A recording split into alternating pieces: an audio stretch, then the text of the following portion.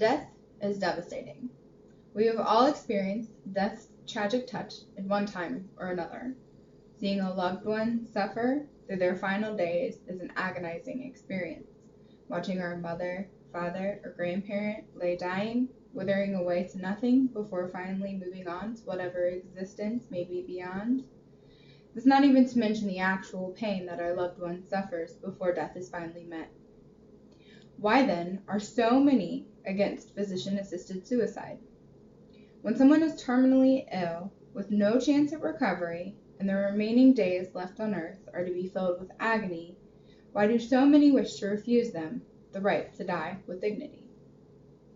In the next 3 to 5 minutes, I will explain why the terminally ill should be able to choose physician-assisted suicide over a long, painful, and humiliating death. First, you must know that there are 2 types of physician-assisted suicide: euthanasia and physician-assisted suicide.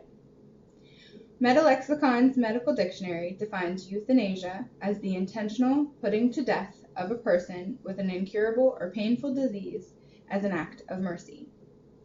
Euthanasia occurs when the doctor plays an active role in their patient's death.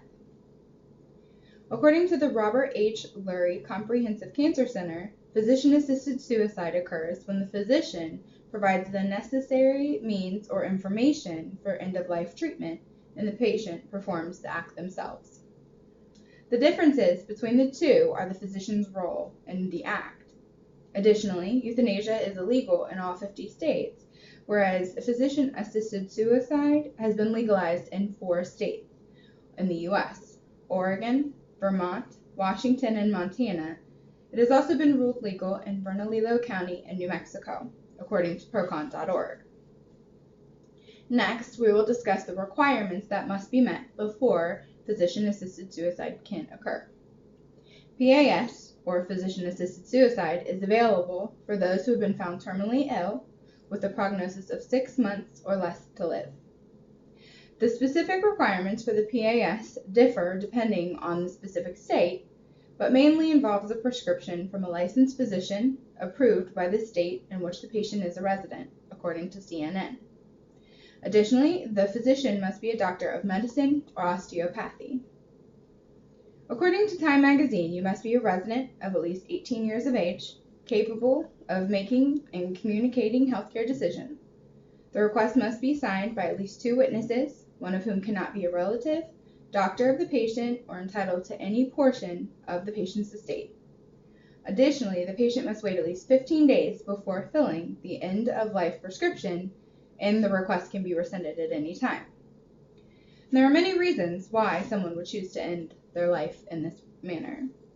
Emily Barone of the Time magazine states that most people seek a lethal prescription because they worry about becoming a burden or losing autonomy.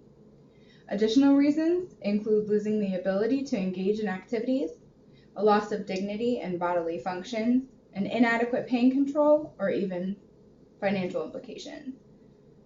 With end-of-life care, patients are able to take control of their own life decisions. Life support and other medical advances may help extend the dying process, but does not help the quality of life. Death is something no one can escape. With the option of physician-assisted suicide, the terminally ill are able to take control of their lives and make decisions for themselves when it's time to go, instead of being required to suffer and make hardships for their loved ones. With 4 states already allowing physician-assisted suicide and many more opening up the conversations with their legislators, it's time for people to realize that this is the next step in healthcare. People should not be forced to suffer just because we have the medical technology to allow it.